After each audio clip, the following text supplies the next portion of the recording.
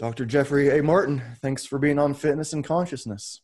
Thank you for having me. I'm excited to be here.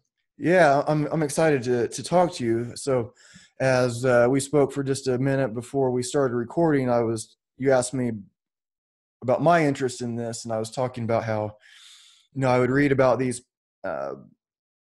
mystics or yogis from 1,000 years ago or however many years ago about their experiences through meditation, their transformations. And I always wondered what was real. And I've been on this path of my own path that includes all kinds of other paths, I guess, for most of my life. And so it was interesting to see your work where you're digging into the science of this and you're proving what people can really do now with scientifically. So I'm very excited to hear what you have to say. Yeah, I'm basically the guy you want to ask about that. Because I've traveled all around the world. We've basically gone across all of the world's major and minor spiritual traditions and religions, and philosophical systems and stuff like that. There's plenty of atheists and agnostics out there that experience this kind of stuff. And we've really researched the kind of stuff that you're talking about. Probably it's people who claimed to be in states of sort of so-called higher levels of consciousness, persistent higher levels of consciousness. So the public words for that are things like enlightenment or non-duality or persistent mystical states or God consciousness or unity consciousness or all kinds of stuff, even things like shamanic ecstasy and other things from sort of slightly more unusual traditions, than getting off sort of the beaten path there. And even I would say in ritual magic, like magical orders and things like that, where they have the Adeptus Major grade after the void, quote unquote. You go from being an Adeptus Minor to being an Adeptus Major, for instance, in some of these major magical traditions. And you cross the quote unquote void to get there. And very few people are able to successfully do that. Most people spend the rest of their career, so to speak, in the magical world inside of the Adeptus Minor degree and never cross over to the Adeptus Major degree, just like all of the people in various spiritual systems and religious systems and whatnot. Very few of them seem to actually transition to this. We call it, just as a bucket term for the public, we call it fundamental well-being. And for academics, we call it persistent non-symbolic experience, but I'll use fundamental well-being here today. So yeah, we can dig in. You ought to just ask me stuff that you've wondered about. And let's see if we've got data on it, Yeah, well, the first thing was the name of it you just said, the persistent non-symbolic experience. So I guess the non-symbolic of it is the part that mostly sticks out to me. What do you mean by non-symbolic? It's a really good question. And when we were first starting the research, we had a great deal of difficulty getting participants to work with us. And so within the academic world, we had issues with the sort of mainstream psychology branches and stuff like that, not really regarding this as a legitimate area of study because of some of the kind of anti-materialist claims that are made about it, sort of the more woo-woo claims that people make about this stuff. And they're like, that's not the kind of stuff that you can really study with science or whatnot. But it seemed to me like these people were, they were reporting on the whole a specific psychological state. They were saying that they, for instance, didn't have stress and anxiety and that they had high well-being and deep peace and things like that. And those are certainly all things that are measurable within the realm of psychology. So we had a little bit of a battle to fight on the academic side. And then in the public side, we had difficulty getting people to collaborate with us because they actually didn't believe that science could study them. And we made all kinds of mistakes when we first started out. Like I would call a participant and I would ask them if they'd participate in the research. And I learned that language was really particular to them.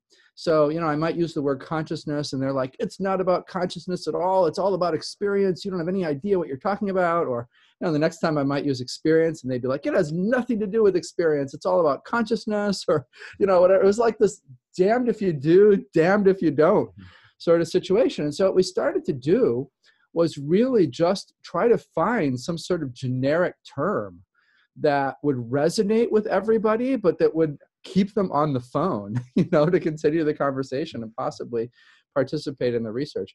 And that came in the form of the phrase non-symbolically mediated consciousness, which comes from a Suzanne Cook-Greuter paper who did sort of a doctorate in this in the development school at Harvard. So she wrote this paper around 2000, and she had this little phrase in there, and I'm like, that's a really good phrase. And so the next time I called somebody, they were like, what do you study? And we're like, oh, well, we study persistent non-symbolic consciousness. And they kind of paused. And then they're like, okay, well, what can I do for you? And it was stuck with that term ever since. Eventually, we changed to persistent non-symbolic experience because more people liked that than the consciousness word. And so I would like to say that it's a word that we extracted after years of rigorous research or something like that. But it's actually a phrase that I just picked out of a paper that people kind of resonated with. Now, I think I know why they resonated with it, in hindsight. One of the things that happens is you get a much quieter mind. And, your mind is basically this heavy sort of symbol-driven system. It turns everything into a symbol. All the words, like I'm sitting on a chair right now, but to my mind, that chair is a symbol. And so when I think about the chair that I'm sitting on, it calls up the broad symbol category of a chair. And then it's a black chair, right? So it adds the black symbol to it. And then it's kind of got a mesh back. So it sort of adds that in, right? And it's not the real chair that is in my mind. It's like this made up conglomeration symbol thing that's in my mind about this chair. And so that's what our minds do, whether it's emotions or memories or thoughts. They're basically just these symbols that our minds are pushing around all the time and manipulating or being dragged along by or manipulated by in some cases, And so one of the things that happens with the shift to fundamental well-being is that there's a tremendous reduction. Sometimes it completely goes away. Other times it's just a lot less powerful than it was before in terms of your self-referential thinking or that sort of stream of thoughts in your head. And I often, give people a sense of what this is because people are sometimes like, well, what do you mean by a stream of thoughts in my head? And I say, well, you probably have like this voice in your head that, is kind of talking to you. And so, and lots of times it's not saying the nicest things. I will say, if you were to take that voice out of your head and transplant it into somebody somebody else's body, would you really want to be stuck in an elevator with that person? Typically the answer is no, they don't want to be stuck in an elevator with that person. And so that's what I mean. It turns out a lot of our thoughts are actually self-referring thoughts. And so it's like, gosh, should I have worn a black shirt or a blue shirt or a white shirt to this interview?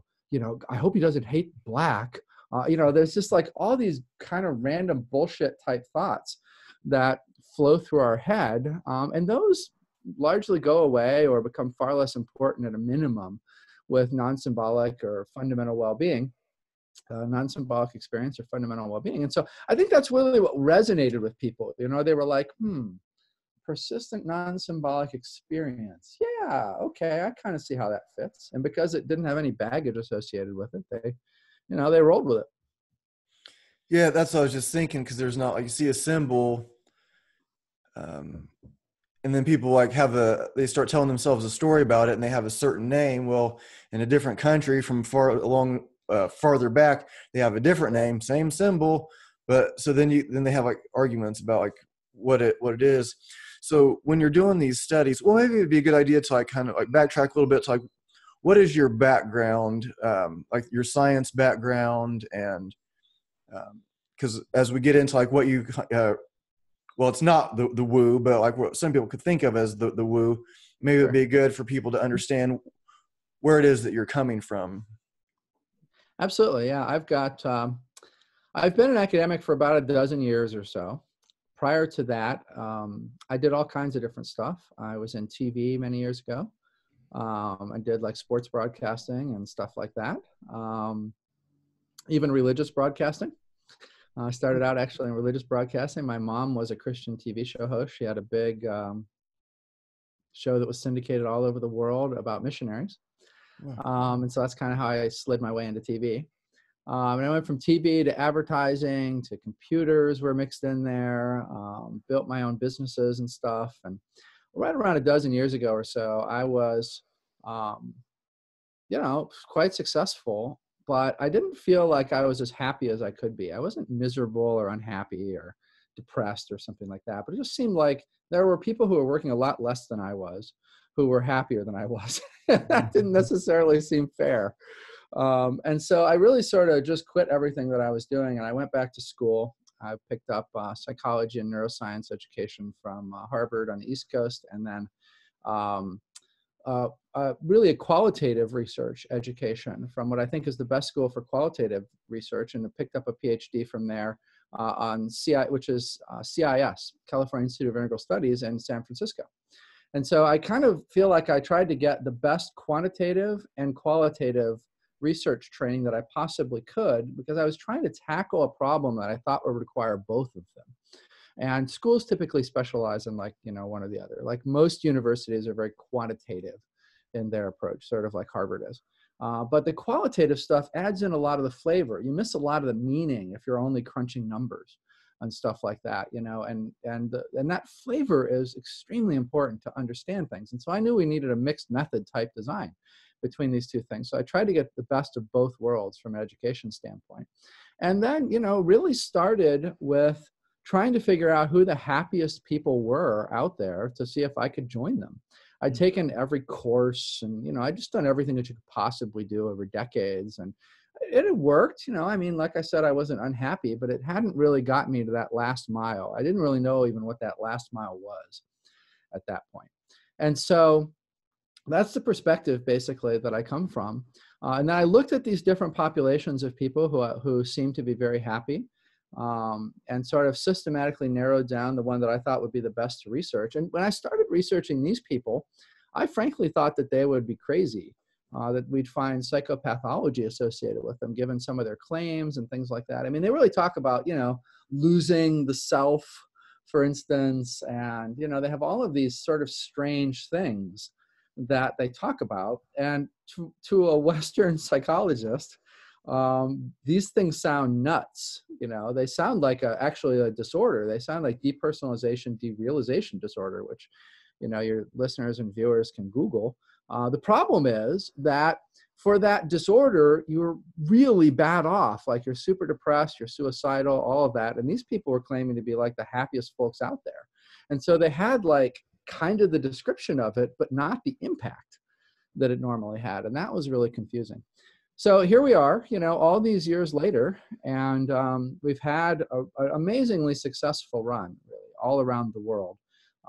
Because I had success in business prior to this, I was able to mostly fund it myself, and that allowed the study to take place. I think that one of the primary reasons that the study couldn't happen before was there was just no money for it. It's not something that like the NIH or the government or some school is going to fund.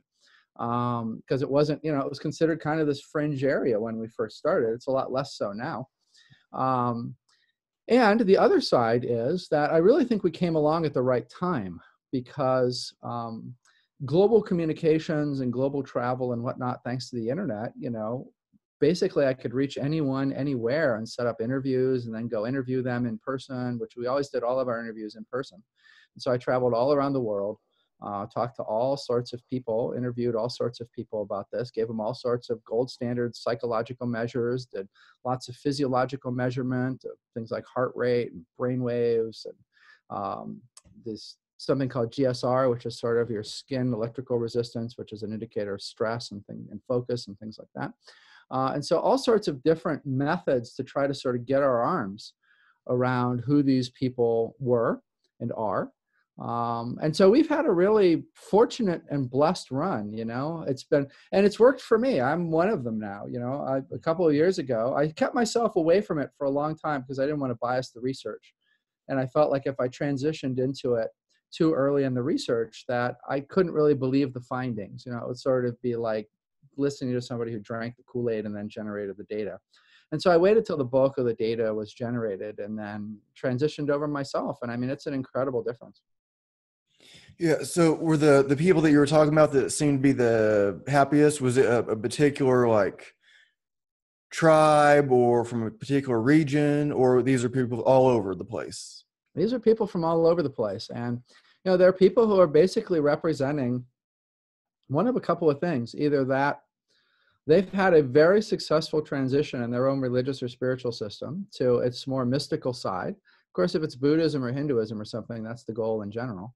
But if it's Christianity or Islam or Judaism or something, the mysticism stuff and the Abrahamic traditions is basically pushed to the corners. You don't get a lot of that stuff. I mean, good luck getting on mainstream Christian TV if you're planning on talking mysticism. That's just never going to happen, right? So you can get there if you're healing people in the name of Jesus or whatever, right? But if you start talking about mystical union with Christ and whatever else, it's like those invitations are never going to come, right? But there's this whole universe in each one of these religions out there of all of these mystics and people trying to become mystics and all of that. You just got to go find them. So it was those people, but also eventually, we got to normal people as well. And there are plenty of atheists and agnostics that have also experienced this psychological shift. Usually one of the early questions that I get in an interview is, what is the shift really? Is there a core to this shift? And there really is. Traditionally, most people feel like there is something that is just not quite right. Right. And so if you look down to sort of the deepest level of your psychology, what you find there is basically a sense that something just isn't quite right. And it's where we get all of our goals from, right? Because, we listen to the voice in our head and we're like, oh, if I just had that Ferrari, or if I just had a daughter instead of a son, or if I just had a different partner or a different job, or, name the endless stream of things that could in some way fix this, right? That flow through everybody's head all the time. If I could just have, it's the entire basis of the modern advertising, culture, right? Yeah. If I could just have X, then, I would finally be satisfied, right? That itch, that deep itch that something is just fundamentally not quite right would finally be scratched. But that's actually a sort of a misunderstanding of our overall nervous system and psychology, because it's really an ancient part of us that has that. And it makes a lot of sense. For most of humans' lives, we were not at the top of the food chain. We could get our arm ripped off by some tiger, or we get a little cut while we're walking through blades of grass and it gets infected and we die. And 100,000 years ago, we were in a really different spot than we are right now.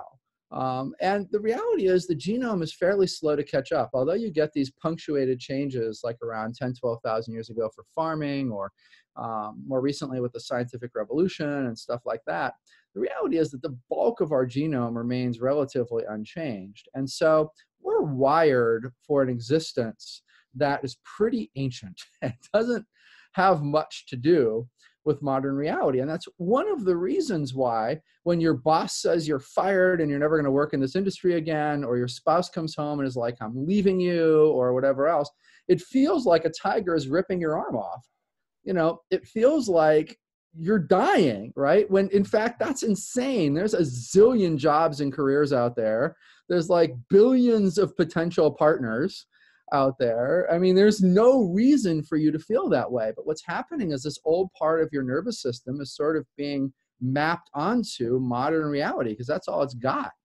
And you can't really turn that old part of your nervous system off. So you're sort of stuck with these, kind of extreme reactions to things internally that produce a lot of psychological suffering for us, especially in these sorts of extreme examples. And so it makes a lot of sense that we used to, that we were wired like this. And thank God we were wired like this. And probably if we were living in a tribe in the Brazilian rainforest or something, we'd still want to be wired like this.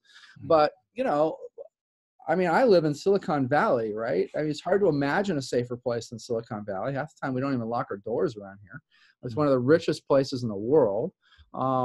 Realistically, I am not worried about somebody bursting in here and killing me, or a wild animal ripping my arm off in the backyard, or starving before I make it to the next berry bush, and hoarding food. Or so if anything, I'm trying to lose weight, right? And so it's like we're wired for the exact opposite environment that we basically find ourselves living in a modern Western lifestyle. And what seems to happen with this change is it's almost like nature is phasing in an upgrade. It's like nature is phasing in something that matches much more much more correctly this modern lifestyle that we all find ourselves in. And so instead of having that persistent nagging feeling that you've got to constantly be on guard or that something isn't quite right, instead what you have that replaced by is a sense that, pretty much things are just fine, as they are. And if you think about your life, kind of no matter what's going on, pretty much things are just fine. I mean, unless you're in a war zone and there's bombs dropping on the houses around you or some extreme like that, kind of no matter what your problems are, pretty much things are fine, right? I mean, you could have some advanced form of cancer or something, and that's not fine. I mean, there are exceptions to this, right? But for the vast majority of us, things are basically okay. Even when they're really bad, they're still pretty much okay. And so that's a fundamental change at the baseline of people's psychology that happen. So that experience fundamental well-being. And then because of the way the brain works, and it just kind of layers one thing on top of another, with that as your baseline, it leads to such a fundamentally different experience and just such a fundamentally more positive experience of your day-to-day life and the day-to-day moment-to-moment events in your life. Because instead of coming from like I know something is wrong here, sort of deep down perspective, you're like, yeah, everything is fine. This is great. Life is great.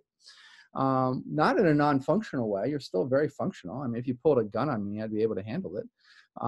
But it's a really significant change in how one lives one's life. And it really, to me, just seems like nature's upgrade to modern life for humans, Yeah, it's interesting that you put it like that, because you may know I'm a strength and conditioning instructor, so I work at a gym. I'm actually opening my own gym in just about a week and a half. Great, congratulations. Couple weeks away. Yeah, it's really cool. But I also have what I call my job, where I work at a factory. I work from 5 a.m. until 1 p.m, and then I see my clients in the afternoons and evenings at the gym. And so most of my friends are they're into yoga, they're into fitness, they're into this kind of world. And then so that's like the environment that I'm in. And then when I'm at my job at the factory, and it's mostly like cool people also, but just for a little contrast, I noticed that like some people will get mad over stuff where I'm like, I'm fine, it's not a big deal. But they'll get a couple of them, like one guy in particular today, he's getting like really mad about like the shift that, the second shift guys, did something, and he's like so mad. And I'm like, it's not a big deal. Like what, just like, where's all this anger coming from? Like, why are you so mad? And I'm like kind of mellow, and I hear people like complaining about stuff. And sometimes it's almost like they're on like the majority of what they say is some kind of complaint. Like it's, I mean, they have their good moments too. I don't just mean to like talk bad, but it's an interesting thing where I have like this one world where everybody is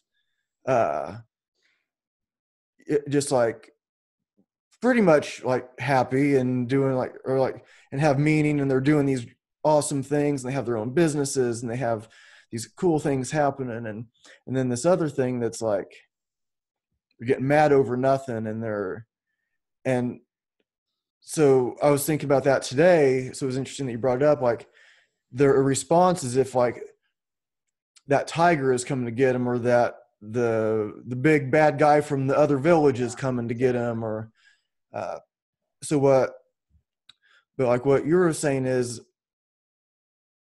like, since we don't really have those kind of things to really be worried about now, at least some of us are taken off to this next level.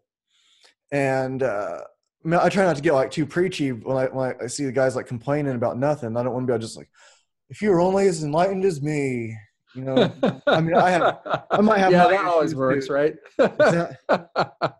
What'd you say? I said that always works, right? Oh yeah, yeah. I You're mean, of totally course, gonna I win a have moment with that. my stuff too. I'm not trying to be like I'm better than them or anything like that. It's just like this thing that I notice. But like, I guess like what's the common thread in those people that are able to be happy and have like meaningful lives. And like, what do you think that people are that are still reacting as if uh, they're getting mad over nothing and they're complaining all the time? Like, what's the difference? And like, That's a great question. And, from a neuroscience standpoint, the difference is how their brains are wired or been rewired. I mean, I don't know about you. You've been meditating for a long time. You've been doing this stuff for a long time. But I sure remember being like those guys at the factory. And so, for me, it wasn't really that long ago when I was, like that. And I was wired just like everybody else was. That is really normal human wiring, essentially, that you're looking at from that side of the fence, right? And then you have this other, it's fascinating that you're living in both these worlds, right? Because then you have this other side of your life where people have found these various tools and methods and perspectives, and they've clearly done a lot of rewiring, essentially, in their brain. I think if you were to go quiz those other people, in your yoga fitness side of your life, and you were to say, hey, do you remember when you were like this? Probably they would all be like, yeah, sure, I remember, when I was like that. That's why I do this now. I don't want to go back to being like that. I don't want to lead some angry, pissed off for no reason, even though it seemed like you were totally justified in why you were angry, or, whatever type of existence. And that's what a lot of these methods, do and produce. And as people work on themselves, I think it's interesting. There's really, like, if you want to think of it, almost like three categories here, right? So one category would be your fellow workers at the factory. And then there's two other categories that some people in the yoga fitness side of your life will be in. And another, some will be in one category, some will be in another category. Of the three, right? I mean, some of them are probably new and they might get angry about, whatever, too. I mean, we're overgeneralizing things. Certainly people can wander into a gym or something and, be normal. But, just to sort of jump off of what you were talking about. So, like I had gone through a lot of programs, a lot of self-help programs, done a lot of work on myself, done plenty of meditation and different forms of spiritual practices and stuff over the years. Decades and decades, really, of that stuff, trying to just increase my overall well-being and reduce my reactionary nature and all that. And that had worked really well, up to the point where I had started this research. And so, like we have people that just before their transition to fundamental well-being, if you ask them, hey, how happy do you think you are? They're like, I am super happy. I'm not reactionary. I'm not. And so you can absolutely be in sort of like, let's just call it the second category. You can like absolutely be in sort of like the second category of people who have found stuff, done a lot of work on their own, and have really made themselves a lot less reactionary and a lot happier. But the interesting thing about fundamental well-being is it's this mystery third category. And there traditionally haven't been a lot of reliable ways to get to it. And so, like people could practice meditation. They could even be dedicated to like some form of Buddhism or Hinduism or something like that. And they could practice that stuff for decades and, make it all the way into their life, die, never have actually made it to fundamental well-being. They would have gotten a lot of the benefits in the second category, right? They would have definitely reduced their reactionary nature, made them happier, all of that kinds of stuff. But they wouldn't have sort of like turned the corner in terms of that sort of really deep down page, in their book from that.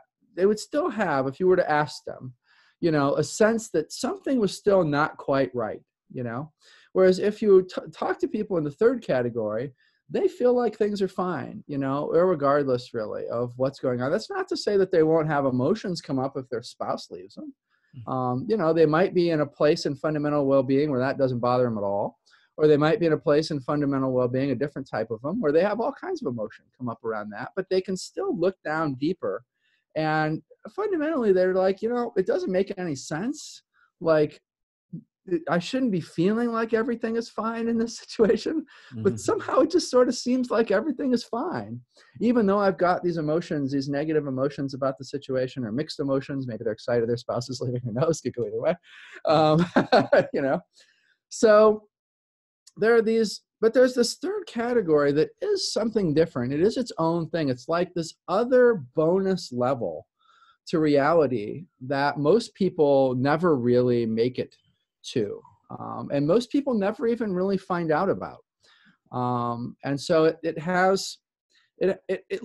can look similar to somebody who's really done a lot of the level 2 stuff or the category 2 stuff. But there's a huge difference to it. That person that just before fundamental well-being is like, I'm as happy as you could possibly be as a human being.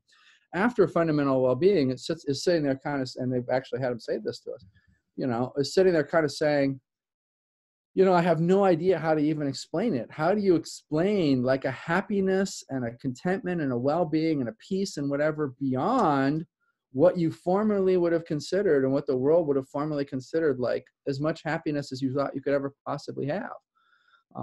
And so it's like even confusing for people to try to explain. But it's definitely worth making it to, because it brings it, the thing that it brings with it that you just don't get otherwise is that sense of peace. Everybody is really looking for that sense of peace in all the wrong places. And back when I was in the advertising industry, we were really good at convincing people that they were going to find that peace in a car or some new Pop-Tart or whatever it is that we were selling. And we would successfully get people to go from car to car to car to Pop-Tart to Pop-Tart to Pop-Tart or whatever, right? But even though there was like a momentary satisfaction, in the car or whatever, it never lasts, right? That there is never that sort of deep, for no reason other than the fact that you exist, peace, sense that everything is okay, sense of wholeness, sense that you don't need to add anything to yourself, sense that you don't need to, there's nothing that you need to become better or a better person, or there's nothing that's sort of missing. You have sort of this fundamental sense of contentment. Doesn't mean you can't be effective at work or whatever. But it just, your motivations are coming from a different place. They're not coming from as neurotic a place and whatnot as they did before. But it is kind of hard to explain to people. Yeah, I'm still willing to give the Ferrari a chance. I'm still willing to like try that part of my consciousness. No, when you were saying, yeah, I would go with Ferrari over Lamborghini. I can tell you they're a lot more comfortable.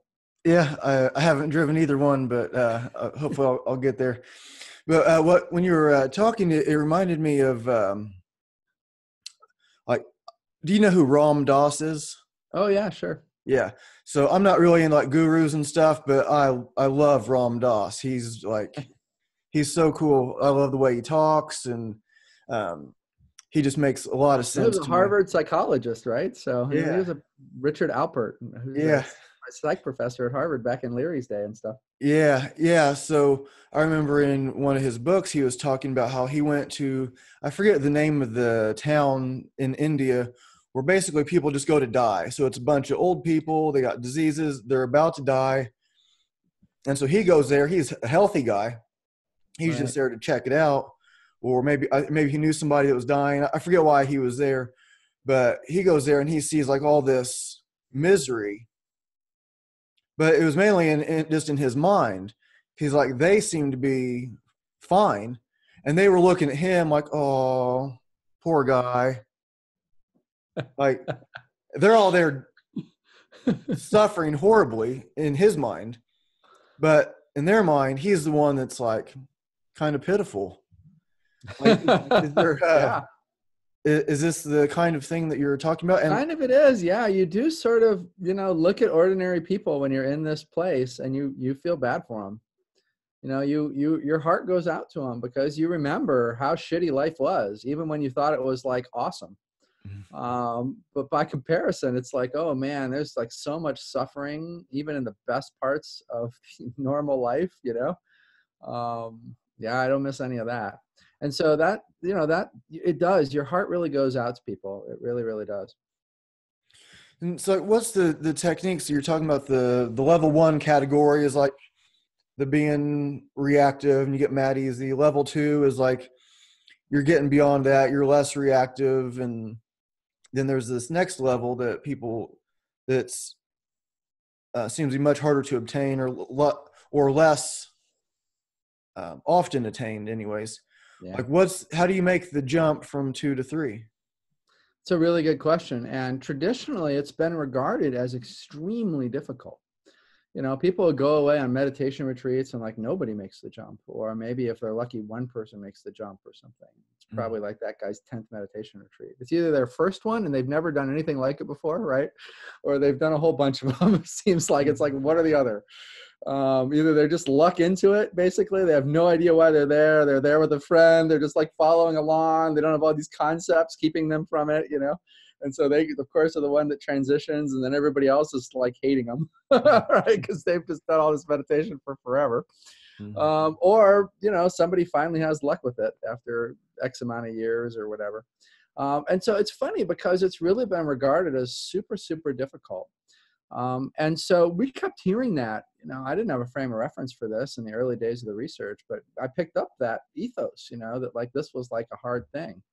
And there were zillions of books about it, that, which is pretty indicative of when it's a hard thing. Like, there's a lot of books about how to do really hard sports things and, and stuff like that, right? You don't need that many books if something's easy, right? And so I assumed that this was a really hard thing too. And eventually we entered a second phase of the research when I wanted to be able to study people before and after it. And by this point, we'd gone all over, we'd researched tons of people. We knew all kinds of methods.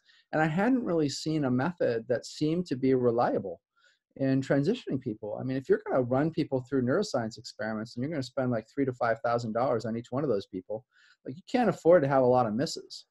Like you can't have people who like start doing it, but then don't get anywhere. So you don't get the after data, you just get the before data. Like that's a recipe for disaster in the research world. And so it was a real problem that no matter how hard I looked and no matter how many people I asked, we never found, sort of a reliable method.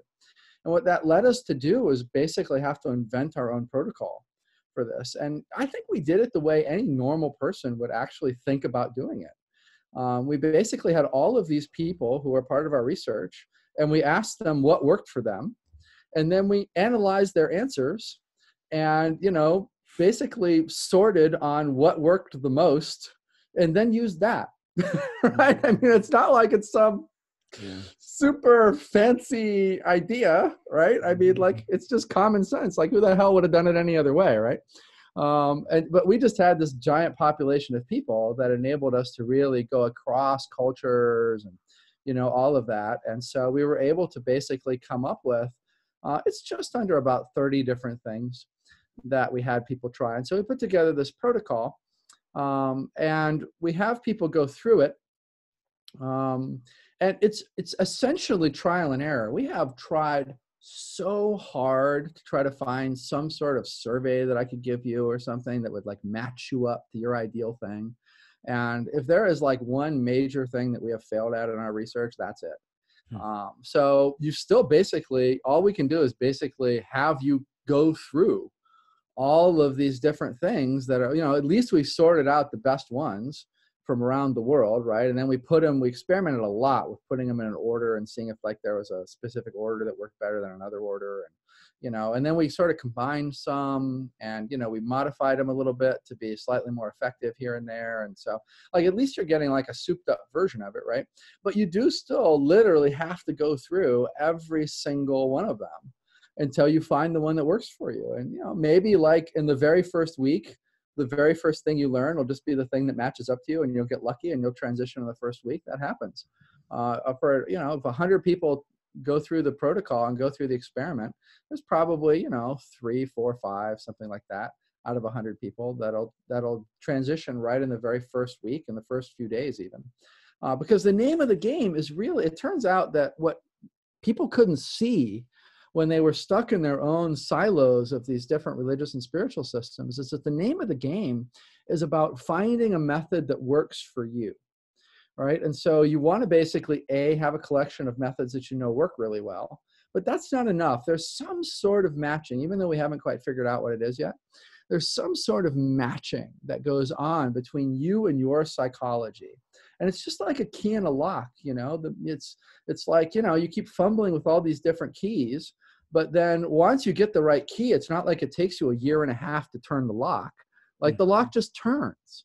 And so it's really that simple. So what we basically came up with for our experiments was this protocol that just ran people through in a very specific order. And it's, from our back end, it's quite complicated, the protocol. It's like a really kind of sophisticated cocktail from a psychological, cognitive science, neuroscience sort of standpoint. But from the person going through it, we're just like, do this now for a week. And then they do it, right? It's totally simple from that side of the fence. And so it's all experiential. There's not theory, and you're not like, oh, here's what it is, or here's what it isn't, and here, blah, blah, blah, blah, blah, blah, blah, and avoid this, and don't eat any meat, and don't have any sex, and, wear purple clothes, or, it doesn't have anything to do with any of that. It's just about systematically going through these things until you find the thing that is the key in your lock. So I actually have a completely different view of this than practically everybody else on the planet. Everybody else that's out there thinks this is like some super hard thing to transition to. And we do this, we routinely transition people to this in our experiments. And so now for me, the hard part is not the transition part, but it's helping people adjust to it on the other side, because now you have this very different way of being in the world, right? You're at peace. Your own life history is really not that important to you. Like, for the average person, like their life story matters a lot. You meet somebody and you're like, tell me about yourself, and you get like this really long, detailed thing of all the things that they think makes them, important that you should know about. And that forms their identity of who they are. You meet somebody in fundamental well-being and you're like, tell me about yourself. And they're more likely to be like, oh, I don't know, tell me about you. Because it's like that accumulated story, it's just not that important anymore. It's just like this made up fairy tale for the most part anyway. We don't like to think about that, but we even know this in neuroscience. In neuroscience, memories are very volatile. We call them volatile. And there's this process called hippocampal reencoding and other processes in the brain. And what all that basically means is that when you call up a memory and you're experiencing the memory, it's not like a picture in a photo book. Like you're restoring the memory while you're experiencing it, right? And so the more you call up a memory, the more you're changing your memories and the less accurate those memories are getting. So the more a memory comes to mind, essentially the less accurate that memory is going to be over time. And of course, it probably wasn't all that accurate in the first place because there's just so much data that we don't store in memory about any given situation because there's only so much space up here, right? And so, from the perspective of someone in fundamental well-being, that it's almost like that's an obvious thing. And so you don't take these stories, you don't take these memories and whatnot nearly as serious as the other person, but you're still living in the normal world, right? And so you're still talking to your friends. And for most human interaction, it's like, I tell you my stories and you validate them in some way. You'll be like, oh man, that sucks. Oh, that person, I can't believe they did that to you. That's so terrible, right? Or maybe you're like, oh, that's awesome. I'm so excited for you. Congratulations. But it's a validation game, right? Like I tell you my stories, you validate them. Then you tell me your stories and I validate yours. And that's what makes a friendship kind of, right? Well, from a standpoint of fundamental well-being, when you don't care about those stories anymore, and you don't really care about whether or not anybody else validates you because you already feel whole and complete, and like, I don't need your approval. I'm not, going to have dinner with you so that I can tell you my stories and hope to get some approval from you, but I'm like happy, right? Like I don't need your approval to be happy. Your approval isn't going to add anything to my life really. And so it's a very different way of experiencing the world and a lot of things like this. And so the hard part of our research has really come down to helping people integrate with it and helping people to understand, hey, listen, maybe don't tell your spouse about this right away, right? Because you don't want your spouse to be like, what do you mean, you're experiencing X, Y, or that sounds weird. We should take you to the doctor. Or, they may not understand what happened to you because they're still living from sort of a normal person's perspective. And you remember a normal person's perspective, so you can interface with them, you can fake it, you can pretend. So lots of times we tell people to do things like that. We're like, let this settle in. You're going to want to run out and tell everybody about it because it feels amazing, and everybody should be experiencing it, and it's the thing that every human is actually trying to reach but doesn't have any idea exists, and all of that. Yes, yes, yes, yes. But maybe keep it to yourself for a little bit, initially, because your friends are going to think you're kind of strange, and your spouse is going to think you're kind of strange. And so there's this big integration piece that goes along with this as well. You really are, you're living in the same world as everybody else, but you're living in a different world than everybody else. And it's also the case that people don't like other people to be that happy, frankly. There's a lot of jealousy. If you really let on like how much you're enjoying your life now and how little things are bothering you and whatever else, there's a big like pull them down kind of game that goes on out there among sort of normal folks. And so there's just all kinds of landmines like that. So ironically, we don't think it's that hard to transition people, but there are like these important things to just sort of keep in mind that we're learning about on the other side to help people really integrate this in. And because nobody's in the past, people haven't transitioned people in these large numbers like we have. So they haven't really had this problem. They might have like 1 or 2 or 10 or something students over a lifetime that transition. And they might have to kind of advise them a little bit on the side. But when you've got like large numbers of people that are transitioning, this becomes something that you kind of have to ethically deal with, Yeah, that you reminded me of, I had a guest on, and she's a psychotherapist. She lives in Costa Rica, and she hosts ayahuasca retreats. And she's not the shaman, but she, works with the shaman. The people like stay at her house and eat there and everything. And then they go to the shaman. Well, the shaman isn't very good at, he's good at the shaman stuff, the ayahuasca, that thing. But as far as like understanding the Western mind and then what to do with that experience, he doesn't really connect very good that way. So yeah, people that are like, they wear the khaki pants and the polo shirt to work, and then they go to see the shaman, and they're like, what am I wearing? What am I doing? Why am I? Yeah, totally. And they don't have any way to. So she helps them kind of use that. So it's interesting that you're saying like the same kind of thing. That's a super important role that she plays. Yeah, and what, like, so these different things that you're doing, like, does any of it involve the people that were doing ayahuasca? I remember reading about something about shamans on your website. I think as part of like the second, what was it? Can't remember right. Oh, the second awakening, the fourth awakening. Like there was like the first awakening, like humans, and like the second awakening was like the shamans, and then we're in the fourth now. I might have that a little bit wrong. Sorry if I'm just going by memory. Good enough. More than good enough. But what was I saying? Oh, so I don't know if I have like a specific question, but I guess do you get into that, like the ayahuasca experience? Were those part of your studies? And or are you compare like people that they're doing like Zen meditation or this type of yoga or transcendental meditation? Are you looking at like these specific things or all kinds of stuff like that? Yeah, there are people transition from very few people transition from psychedelics.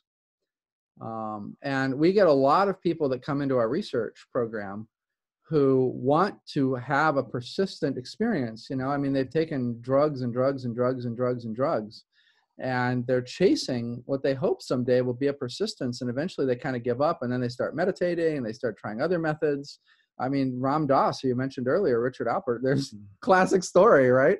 Yeah. It's his life story, basically. And so that's super, super common. So we get a lot of people in the program that have had peak experiences through drugs or near-death experiences or other stuff, and who are looking to try to get to a persistence level of that amazing form of experience and well-being and whatnot. And we help them out with that.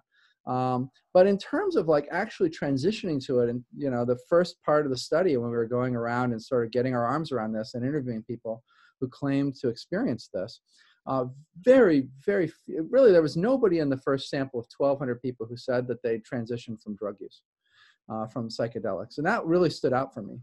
There was also nobody who transitioned from yoga, from physical yoga postures and stuff like that. I thought that was very interesting. There was one guy who did have a transition in the middle of his morning yoga practice, but he was more attributing his transition to another practice called direct inquiry, where you're sort of asking yourself, who am I, and stuff like that. And so there were some kind of surprises like that, because you would have thought that like out of that big a sample of people, somebody would have transitioned from drugs. But we didn't see it, not in that group. Since then, I've had some people say that that was true for them, but it's pretty unusual. It seems like, they give you a peak temporary experience, but they don't really give you a persistent experience. And so beyond that, it's people who try to get there, all kinds of different types of meditation and, cognitive interventions and stuff like that. A surprising number of people get there from attempted suicide and from suicidal ideation. Cool. And in fact, there's even a famous teacher named Eckhart Tolle, a famous spiritual teacher. And that's kind of his story. He was like, the razor blade was like right at his wrist or whatever. And then poof, he transitioned into, fundamental well-being. And so, we should be clear, if there's anybody listening to this that has suicidal ideation, you should get professional help. The act of suicide is not a good escape. There's a tiny percentage of people who are lucky like Eckhart Tolle. But they do exist. And I think so many people are suicidally depressed that may actually be one of the main ways that people transition to fundamental well-being, because so few people transition anyway to it. And then some people get there just who knows why, they're like walking down the street and like their brain just rewires and it just sort of happens. And some people have never been any other way. So there are some people that from right around age 3 is when sort of your normal sense of self starts to develop.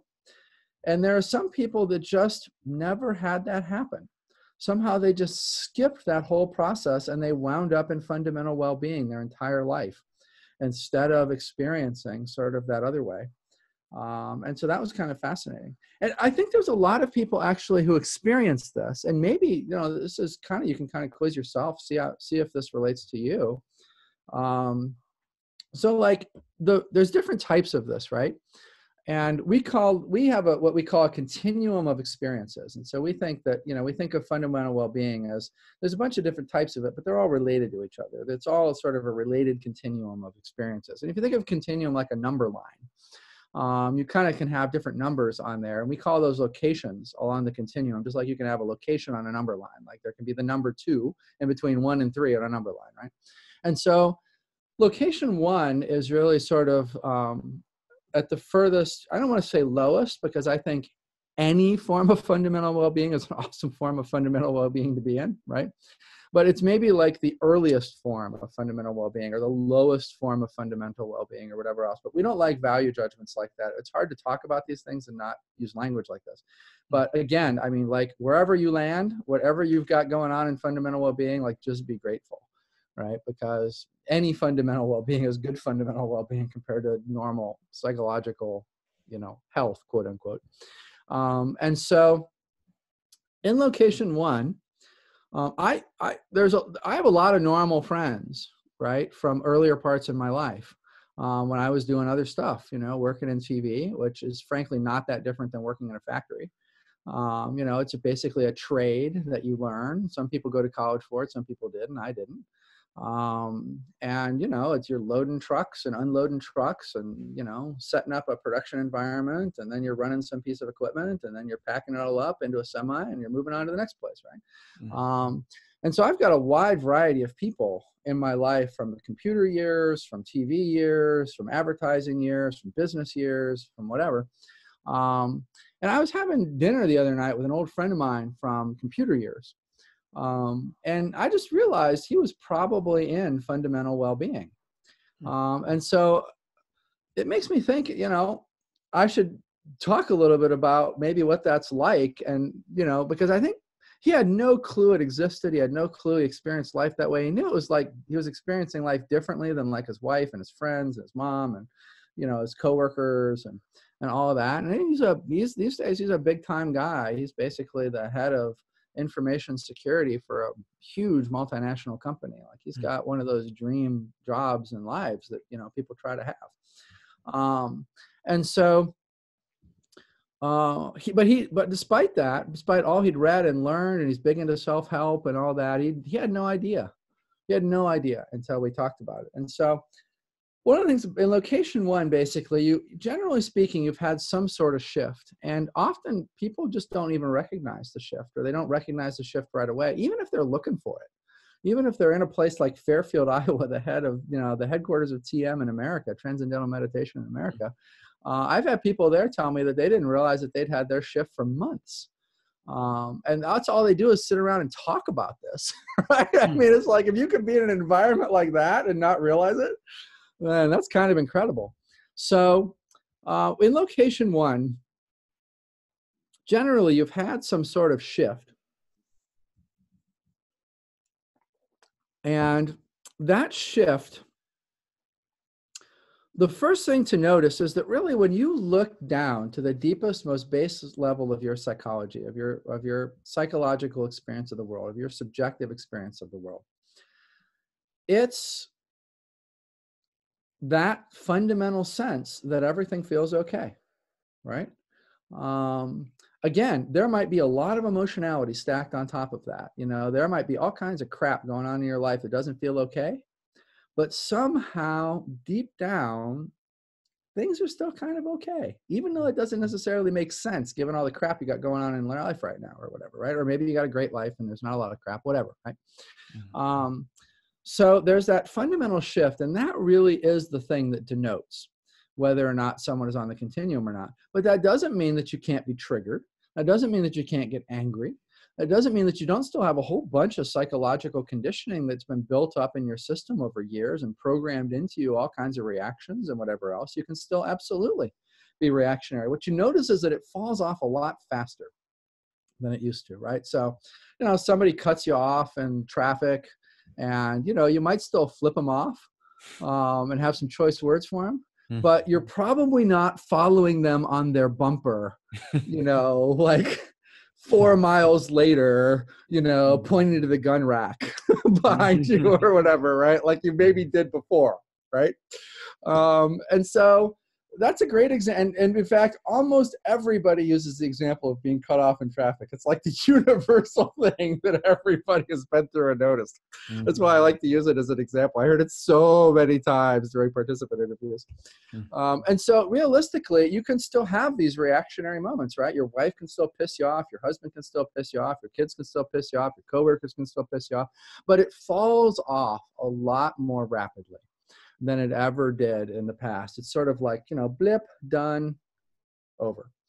And you're just like back at that point to sort of, you know, more of an okay place of well-being. It's got to be something really heavy for it to last longer than that. You know, something like your mom pushing your buttons, you know, something that's programmed in deep, you know, maybe some religious or spiritual thing that you were programmed in with from a zillion years ago, you know, and so your spouse can definitely know where the hardcore hot buttons are, you know, as well. And so, I mean, it's not that there aren't things that can't piss you off for days, that can have like a long trail off, because there are, but they're extreme things, you know. They're not the normal things that would have pissed you off and kept you angry and made you bitter and put that person on your enemies list, you know, because they left your coffee cup out, or, you know, whatever trivial thing it was, anymore. And so that's a big change in people's lives, is that emotional reactivity falling off like that.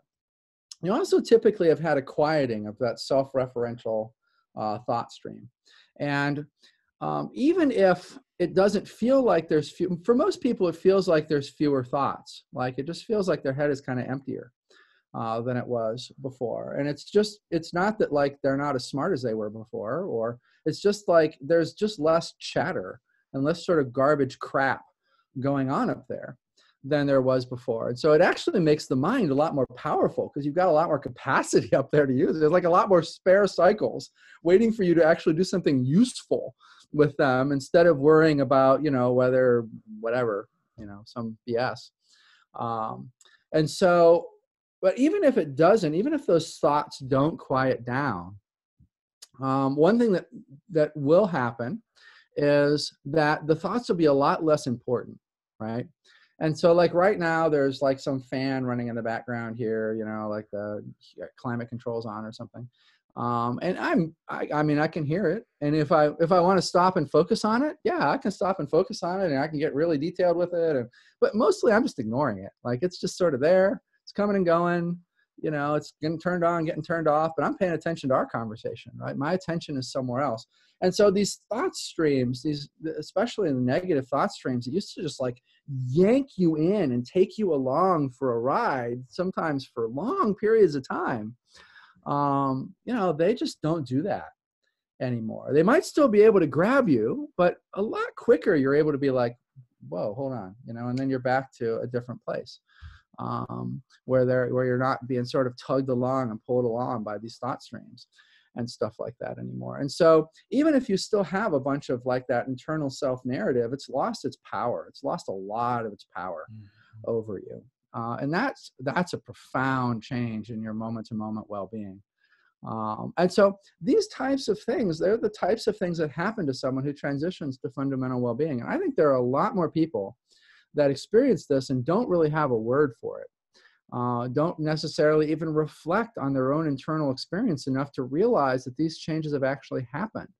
And but if they could, that'd be great, because you could, once you realize, oh, wait a minute, no, I'm experiencing things that's not normal. Like other people are still, tailgating the guy for 6 blocks, and getting the gun off their rack and, whatever else, right? And so if you realize, oh, no, wait, I'm in this different place, then you can use some of our integration stuff. Then you can, you're in a place where you can take advantage of our knowledge of the cycles that unfold for this. There's like a 2-year cycle right after transition. There's these 7-year cycles that unfold after it that all deal with sort of this mental house cleaning process that just kind of automatedly kicks off and, just sort of goes on its own. But you can shape it, you can help it a little bit, you can optimize it in different ways. There's just all sorts of stuff that I think is beneficial to know about this. And people also make a lot more sense to you, when you realize that you've had sort of this transition. And that you're just, you're no longer sort of like them. You don't really realize how different you've become to them. And it's helpful. It's helpful to realize that you're privileging peace now, probably more than other things, whereas before you had this neurotic drive that would drive you to whatever, go get whatever it was that your mind told you had to go get to get rid of the discontentment. And, this time, right? It's told you a million things in the past. It'll tell you a million things in the future. It's never going to get rid of that discontentment, no matter how many goals you chase down. But now you're in a different place. You're sort of privileging peace, if you will. And so you're really kind of making trade-offs around like, how much do I really want to engage at work, or how much, and with people at work and their stories, or my friends' stories, or, how much do I want to engage with this, that, or the other thing? Because every time I engage in that other world, I've got a little scale that's tipping in my mind, right? And right now, this is the fundamental well-being networks in my brain, and they're firing strong, right? Mm-hmm. But if I want to start interfacing with the rest of the world, I need those old networks that kind of suck and that reduce my peace, frankly. So I got to make a conscious trade-off that, yeah, okay, I'm gonna put on the part of my brain that allows me to imagine what's in your head, so that I can be like, yeah, oh, you know what? I'm so sorry that happened to you. That guy was a prick to you. God, I can't believe he was so horrible to you, right? Even though in my own mind, I might be thinking, well, there's 2 sides to both stories. Doesn't seem like he was such a bad guy, right? But my job is to validate your story as a friend, right? Mm-hmm. And so I've got to kind of put that network back in play in order to be able to play that role for you as a friend. And I've got to decide, how much peace am I really willing to trade off? To do that, to maintain that friendship. What level of friendship am I willing to maintain? Can I steer you a little bit more into this side, so I don't have to trade that off as much. Can we let's maybe have a hobby where we don't talk about our stuff. So maybe we'll just go like, hunting or something together, right? Or something like that where it's quiet. I don't have to like listen to your stories all the time, yet we can still be awesome friends, or whatever it is, right? And so I think that's really helpful. Yeah, there was a lot of good stuff in what you just said there. Like you were talking about the sounds of the fan at my jiu-jitsu class, a traditional Japanese style. So I started there when I was 18, and after we'd been there for a while, like every once in a while, I'd been going there for a long time, but every once in a while, after the meditation, the teacher would ask, and he started teaching in Indianapolis in 1967. So he's however old he is, like 70s, whatever now. And he's from Korea, but he teaches just Japanese style stuff. And he'd like look to the white belts, the newest people, like, did you hear the clock? And they're like, no. They don't even know what he was talking about. He'd go to the yellow belts. Did you hear the clock? They don't know what he was talking about. And then I remember I was a green belt at the time, and he gets to me, did you hear the clock? And I said, yes. And then on from there, and he's like, because like before that, like the white belt, so I've been there going there, say a year or so. And then I get a year of meditation, and then I could hear the clock. But he was talking about how if you hear the clock the whole time, then it's like you're going crazy. But it's just like you're there. Oh, there's the clock. And then you're back to your posture. And then he would say, like, don't tell yourself a story. So it's like real, like traditional Zen meditation. Like, don't tell yourself a story. Just concentrate your posture, all this. And then he would tell the story sometimes of like when he was going through his divorce, he would sit down to meditate, and there's his ex-wife, and he'd be like, oh, cussing her, and oh god. And then sit down to meditate again the next day. There she is.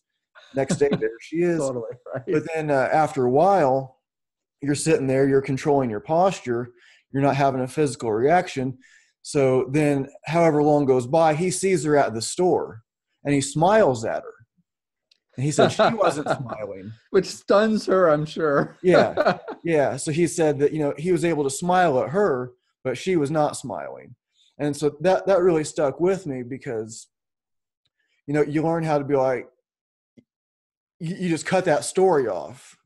And, there's some stuff that have happened like with me, like with my kids and their mom and like this stuff so sometimes I start telling myself a story. I don't have all this stuff mastered yet, but sometimes that I hit play on that story and I'm like, start getting frustrated and it's like I'm traveling back in time to when it happened again And I was leading up to something I was going to ask you. Oh, so I was able to like see through this style of meditation. It's like, okay, like at first it's like, okay, well, meditation, what can it do? Well, it can like lower your heart rate, calm you down, these like things.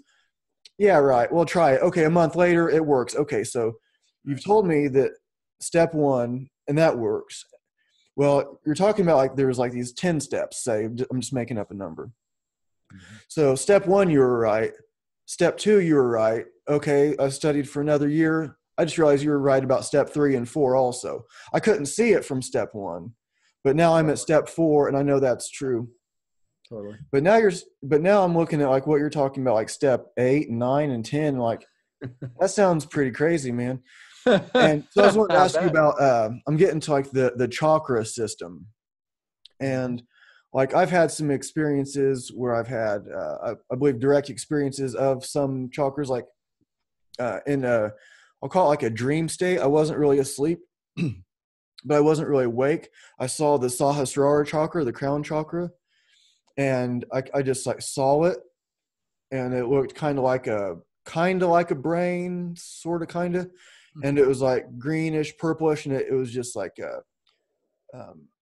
changing all the time. It didn't stay the same for like 1 second. It was just like this, and it was it only happened once like that. And then there's like a couple other little things that I've had happen, but I haven't seen it proven yet. in myself that typical 1 through 7 chakra is true. But behind me, that's, a symbol for the heart chakra. So it's like, there it is. It's like, what's your views on the chakra system? Like, is there like the psychological benefit of these levels? So like, or is there some way to like scientifically prove them, or like just what's your? That's a good question. It hasn't come up much in our work, but I can give you a little bit that I know from outside that. And it's that there was a lady that you can look up named Valerie Hunt, who was at UCLA. And she collaborated with, I think she was like in the physiology department or something like that. And she collaborated with the electrical engineering, I think, department, and maybe some other departments there.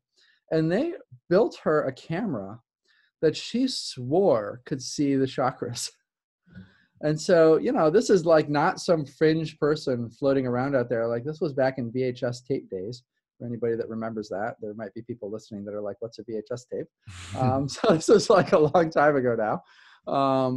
But, there are indications of things like that. And there's another thing that you can search for. You can search for like for the acupuncture meridian stuff.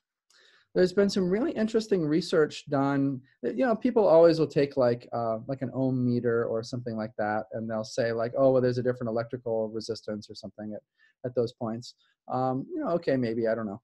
But there was a much fancier study that was done. You can look up the Society for Scientific Exploration, and they had a conference and they recorded the talk, and they actually did some I think it was RF. I think it was like radio frequency analysis. And it was fascinating because they thought that using this RF sensing device, they were able to visualize basically the chakra, not the chakras, but the nadis that go along with the chakras, right? The acupuncture points.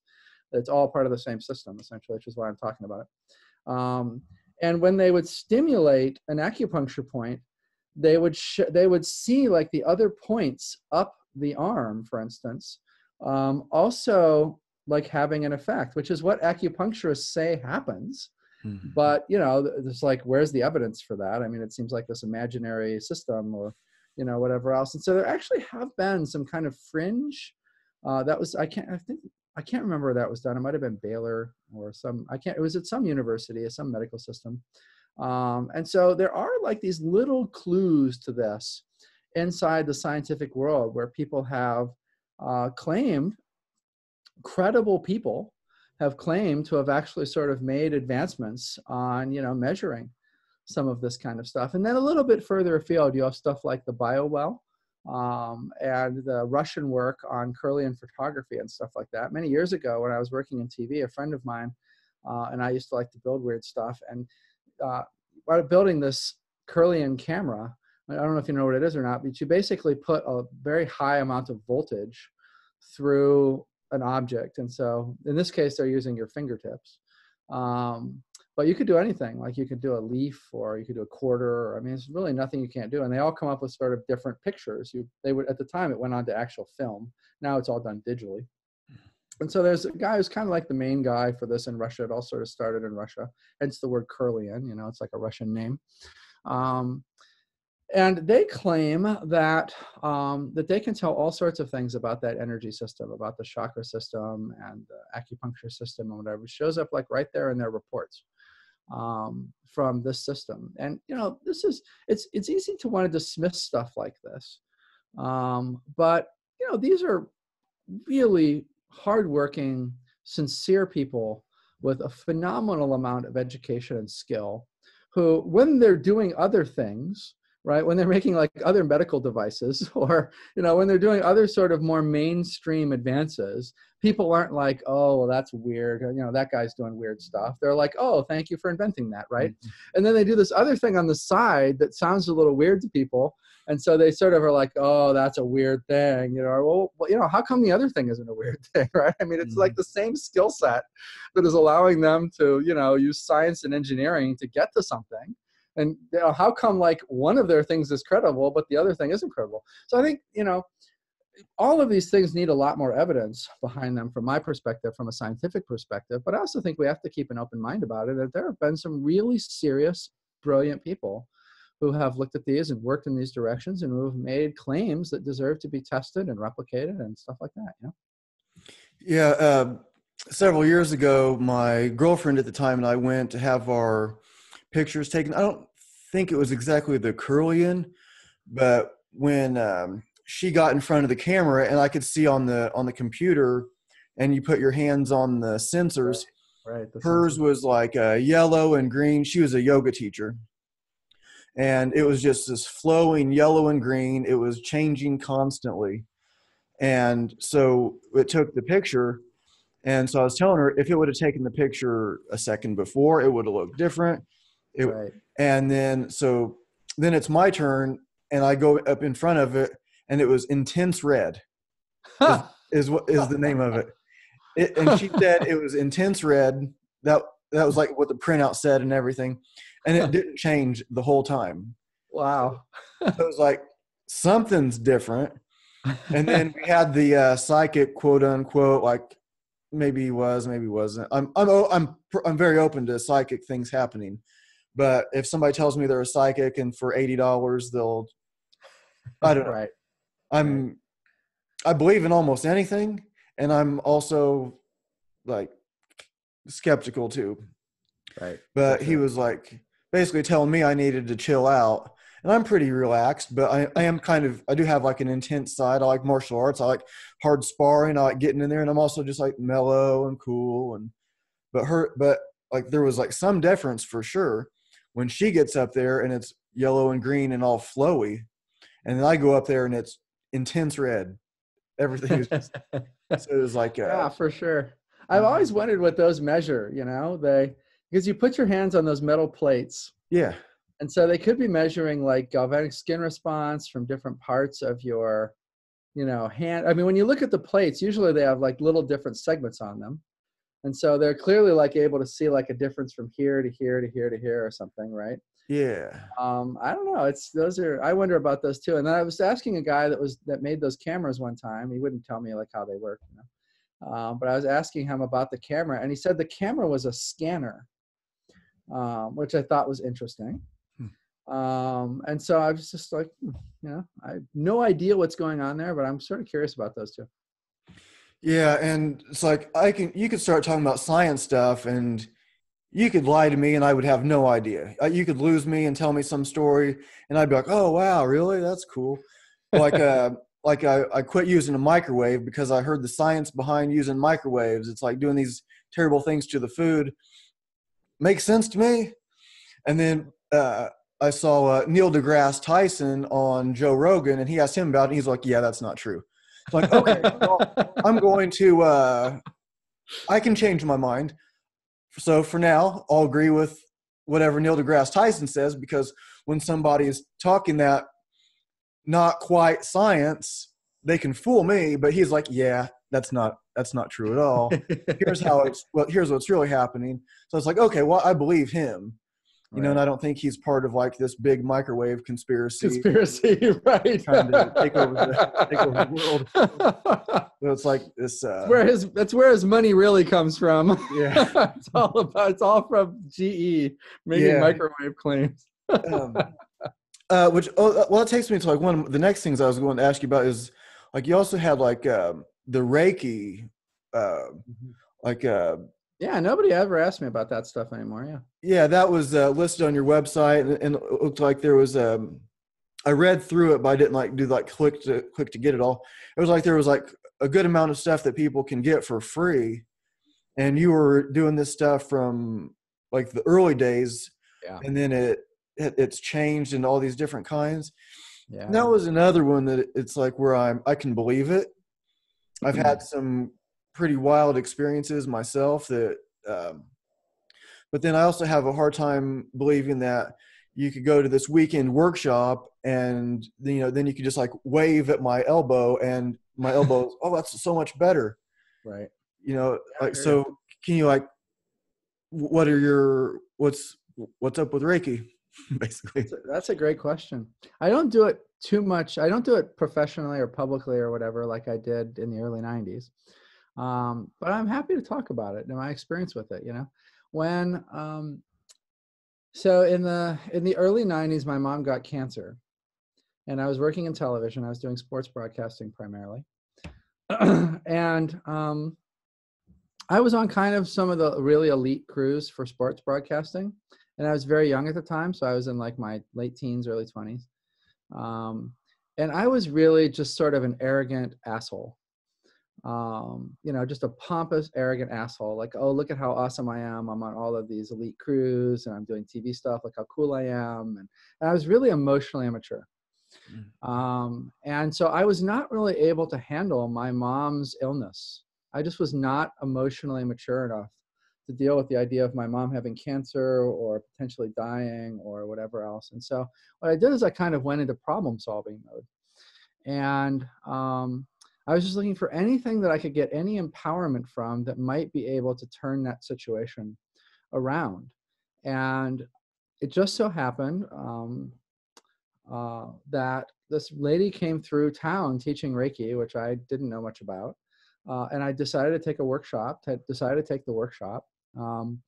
And it was really remarkable because they do these attunements, like these empowerments, right? They call them attunements, and they're like an initiation kind of.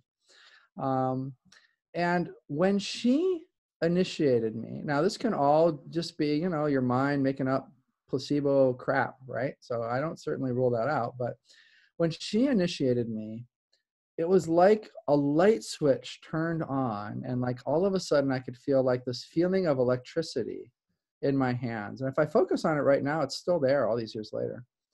You block out stuff like that after a while, right? Like, I don't know if you know how, if you think about how senses work, but like if I were to put a really complicated pattern on a contact lens and you put it in your eye, you'd see it for like 10 seconds or something. And then your brain would just totally screen it out. Because your senses are always like looking for what's new, looking for new threats, looking for whatever else, right? Stuff that's been there for a while, it just sort of tunes it out. Our eyes have to move back and forth really rapidly so that we're constantly seeing changes. If you could just like still your eyes, like everything would just sort of go away that was stationary or whatever, if you were, if you had a fixed head and stuff. And so, I don't rule out these possibilities, but it was a very pronounced change. And it just so happens that a friend of mine now passed away, who is a quite well-known holistic medical doctor, also took the class. And he was my partner. He just got assigned sort of randomly as my partner. And so I had like this really well-known holistic MD who was like my partner in this class, and he's experiencing stuff too. And when I'm working on him, he's telling me that my hands are so hot that it's uncomfortable. And he's asking, like, can you do something like to turn it down? Which was, I put my hands on a lot of people before that, right? Nobody was ever like, oh, hey, you're burning me. Can you stop that? So that seemed like a new phenomenon. And then the teacher was like, oh, sure, you can just intend that it become tingling or something instead of so much heat, which all sounds crazy, right, on the surface. But that worked. Sure enough, it switched from heat to tingling from my own sensation.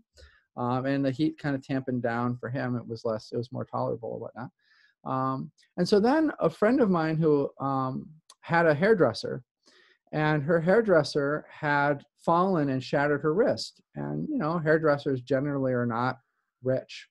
And so every day that she couldn't cut hair, was, a really significant impact on her life. And so that her shattered wrist was so bad that they were going to have to operate, and she was going to be out for like 3 months or something.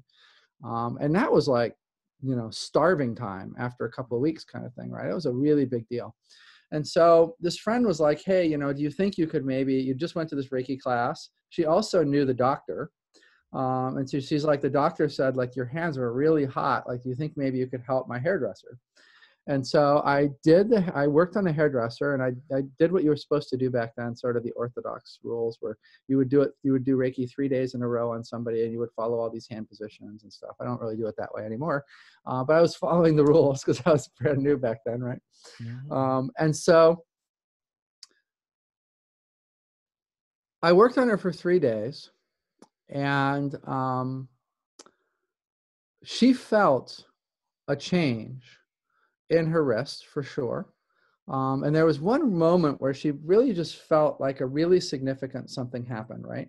And it was right before, it was right in the session. Literally, I was finishing with her, and then she was like driving to get her pre-op x-ray the last day that I was working on her. There was only a few days before surgery.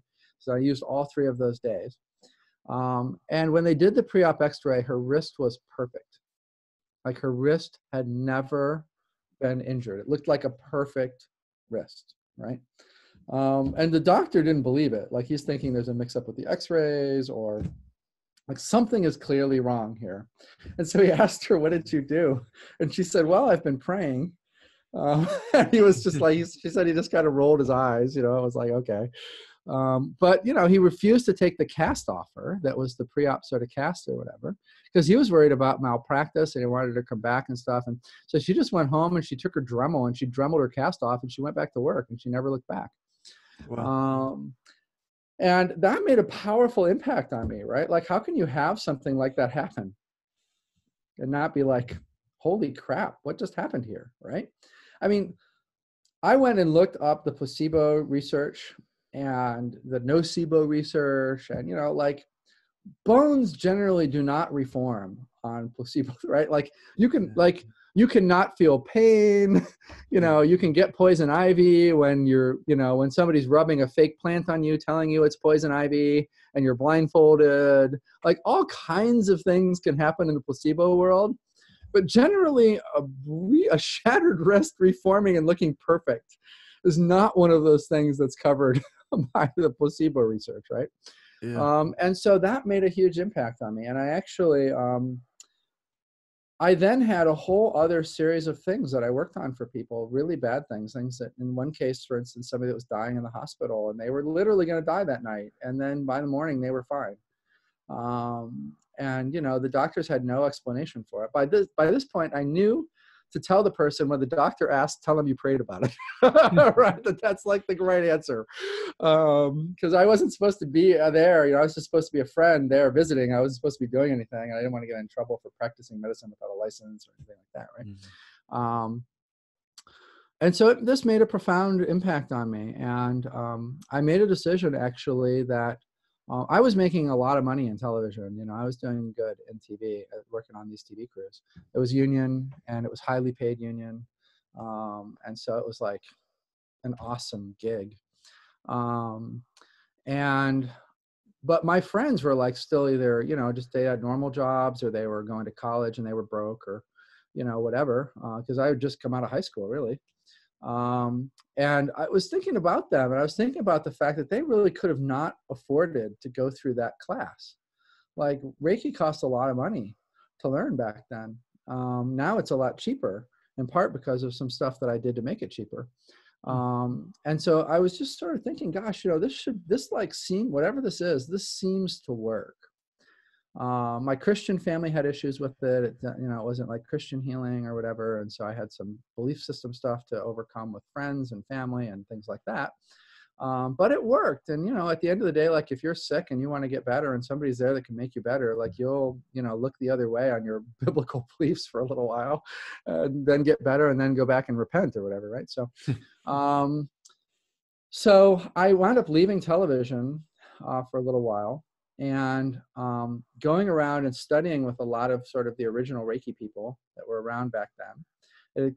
It was fairly new. It was new enough that there were only a few splinters of it at that point, and you could basically learn them all.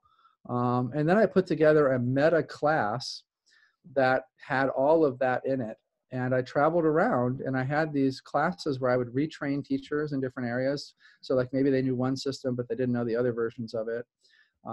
And I really just used that to drive the price of Reiki down as best I could. So instead of it costing thousands of dollars or even $10,000 to learn the teacher level, I would just, you know, drop into town and do it for like $350 or something, which paid for all the expenses and everything. And I would have done it for free, but nobody would take the class when I did it for free because they don't value, you know, people don't value stuff when it's free. So I started by just trying to give it away. Mm-hmm. And nobody, you know, people were like, oh, that can't be real. Who gives that away? That costs $10,000, right? Mm-hmm. And so I just started raising the price little by little until I got to the point where there was a full room of people. And that wound up being, I think, about $350 if I remember back all those years. And so anyway, what you see on the web now, I recorded one of those sort of meta master training workshops and on VHS tape, the hardback. And I not long ago went back and digitized that and put it up on YouTube. I sold it for a long time as like a DVD set and stuff like that because I wanted it out there. But YouTube wasn't around then. There was no way to get stuff out there back then. You basically had to sell stuff that people could order and watch on their DVD players and stuff. But once YouTube became available and it was possible to put video on the web and stuff, I just stopped doing that. And then I just copied everything over to YouTube and just put it out so that anybody can watch it. And I'd long since been putting out the books for free. You can go to freereikibook.com and download the books for free. You can also get them in a Kindle version if you really want them. And those books, when I wrote them in the early 90s, they were like landmark books. A lot of people used those books. They were foundational books. I only wrote those books because there weren't good books for me to use in my own classes. I didn't want to write any books. But they wound up being the first books that I ever wrote. And I wrote them so that I had something to hand out when I was teaching Reiki. And so I've just basically left them out there. I mean, hopefully they don't say anything too crazy. Probably they do. I don't know. It was a 3-decade-old version of myself. Who knows what I was into back then or what I was like. So I have had a very profound experience with Reiki, and I've seen lots of people be healed under my own hands in what seem like highly miraculous ways, really all around the world at this point. Ordinary people, famous people, you name it. And so I did that for a couple of years until the price was until I'd sort of seeded all these other masters. And, once you've taken a master class for $350, it's kind of hard to go back to charging $10,000, right? And so it just sort of drove the price down around. I would do a regional class like the Denver, the class that's on the web was done in between Denver and Colorado Springs. And it was designed to sort of hit that regional area. So people drove down from Denver, they drove up to Colorado Springs, and the room was just packed, And so, yeah. So, I don't know what to make of it. And if you look at the scientific research on it, it's spotty. I mean, if I talk as a scientist, you have to kind of say, I don't know, it looks like Reiki might not work. But then if you talk from your own personal lived experience of it, I mean, I've just seen so many, what seem frankly just like miraculous things happen under my own hands that it's impossible for me to say that it doesn't work. It makes me think there's probably better scientific designs out there to get at it, or something like that, So it's interesting. Have you seen like where there's a type of people, like you're talking about, like the level 1, 2, and 3 people that get better results as a practitioner? I mean, I guess to even like get into it, you would have to have some kind of. I don't think it matters. You can just have Reiki 1, and you can have that powerful effect like I did on that wrist. That was a combined Reiki 1 and 2 class that I took. And I know that I could have just had any empowerment, from, her name is Jeannie Greening. She's probably still out there teaching. She was last I checked. Hopefully she hasn't passed away. She's getting probably up there at this point. But she's just a marvelous teacher. I got lucky, she wound up being one of the famous teachers at the time. And I had no idea, it was just a random class for me. So yeah, no, I don't think it matters. I really don't think it matters. I think once you're tapped in, you're tapped in. And you get the third level, take the third level if you want, because it'll help you to teach it. The third level is the teaching level. The second level adds quote unquote mental emotional healing. And the first level is just sort of supposed to be physical level healing. But I think just the first level, even if that's all you get, and it's hard to get that. Almost everybody combines level 1 and 2. But I think even just the first level is plenty, really. And I think, to my mind, this is something like every mom should have to get rid of their kid's headache. And I mean, it's having said that, I think one of the mistakes that I made involving Reiki and driving the price down, or being one of the people that was instrumental in that, is now it's fractioned, and there's so many different kinds of Reiki out there. It's really hard to tell if you're getting the real thing. If you're, I think you can probably go to a class and maybe get very little compared to what you could, in the 80s and 90s, early 90s. out of a Reiki class. I do think that it has sort of watered it down in some ways. You probably have to be much more careful about who you learn it from than I did. I could just take this random person that I'd never heard of that was running through town. I would not do that today.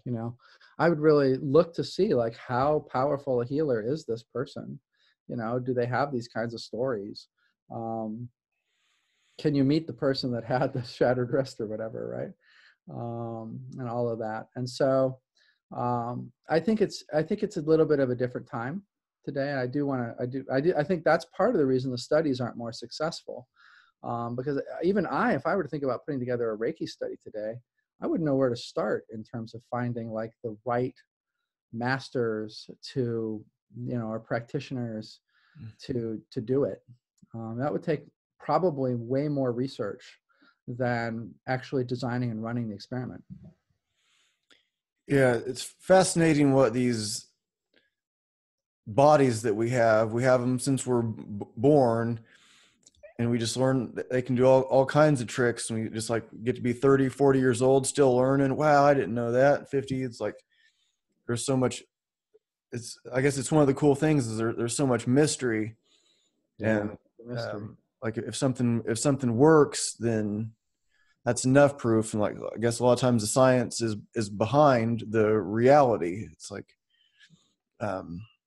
it's kind of The fascinating. science is definitely behind the reality of this. I mean, I have no doubt that there was some sort of, the science is behind the reality of the placebo effect, right? Like, what the heck is it that allows you to take somebody who's who's deathly allergic to poison ivy and blindfold them and rub a branch with some leaves on it on their arm and tell them that it's poison ivy and have them break out in poison ivy? Like, what in the world is going on that can produce that, right? So yeah, the science is behind all this stuff. The world is still so totally mysterious.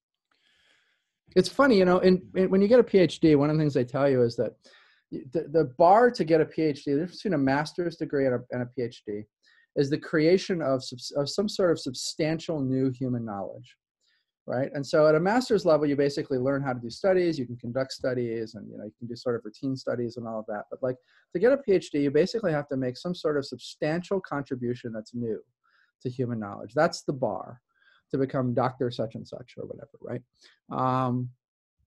And it's so funny because, when you're in an academic environment, so oftentimes students will come into your programs and they'll be like, it seems like everything's already been done, but, I've got to like find some new massive contribution to human knowledge.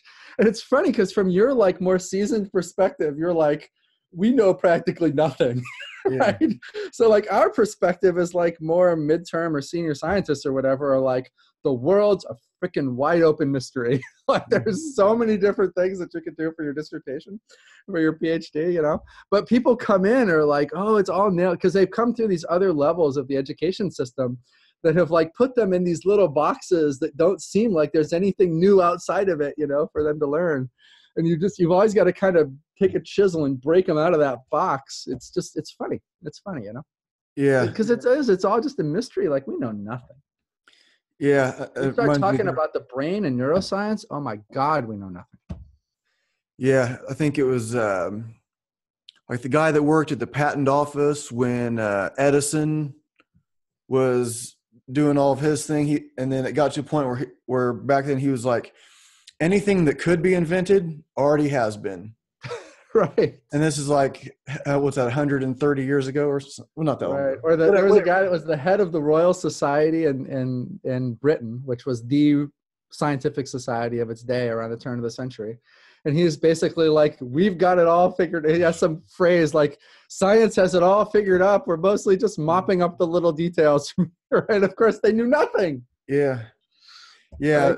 Like, yeah. I remember watching something like there was a kid who had autism, and so he was going to like a regular school and not getting anything. He didn't speak, and then so his mom was like, well, I'm just going to start teaching him at home. And he's not communicating, but he liked to look at glasses of water. And so she's like, okay, if that's what he likes, if he likes looking at glasses of water, I'm going to fill up a bunch of glasses of water, and he would just stare at the glasses of water. If that's what he likes, hey, this is his life. This makes him happy. Well, then like she ends up teaching like another kid with autism. Like they're, she's like running this like school out of her garage where there's like another kid and another kid. Well, and then like I forget what exactly happened where like he did something to like she was out like looking at the stars with him or something, and he like motioned that he wanted something to eat or something like that, and that was like I forget exactly what happened, but some small thing was like this major thing to her because he never would communicate. Well, he went on to like become a physicist. So when he was staring at those glasses of water, there was stuff going on. He couldn't communicate, he That's couldn't have a fascinating. conversation, but he was able to begin speaking and went on to become a physicist. And then so he was like teaching his brother, who I don't think his brother had autism, but he was teaching his brother like how to think differently. But this guy with autism that started off staring at glasses of water was basically like anybody can solve a problem. So like that's kind of the way you need to think about like when you're going through school. He's like, find a problem and solve it. I mean, anybody can solve some kind of a problem. And I forget what reminded me of that. What triggered me? Oh, you were just talking about how there's all these things to Yeah, solve and all these things to do, like for their PhD programs. So it's totally. yeah, the human mind, and just like him, you would think, you'd see him staring at glasses of water and feel sorry for him, but you have no idea what he can see. It's like Totally. it's amazing. Um, Totally. see what else I want to ask you about. We've been going for a while. I don't want to take up all your time. There was let's see, what was I?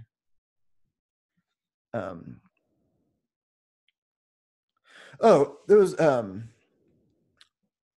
like when are you like I think I saw a couple pictures on your website where people have like the sensors on their head. Yeah. Okay, and so are you measuring like brain waves during their meditation, or you're measuring the brain waves during their whatever practice they have? Like, Yeah, we have historically, and we do different stuff with that equipment. That's EEG equipment. And, we've done so many different things with it over time. Typically with that type of equipment, you design experiments. And so you design interventions and you test like reaction times, or, you test responses to emotional pictures, or you test, how long someone can tolerate and what's going on in their brain while you've got their arm in ice water, or there's all sorts of different sort of experimental methods. And so we do measure people while they're meditating. We'll measure people before and after for baselines as well. But we also have protocols like these sort of more experimental protocols that are designed to test their cognition in different ways, or their emotionality, or their reactions, or, things like that. And so it's a whole gamut of different stuff that we deal with that. But yeah, we absolutely do.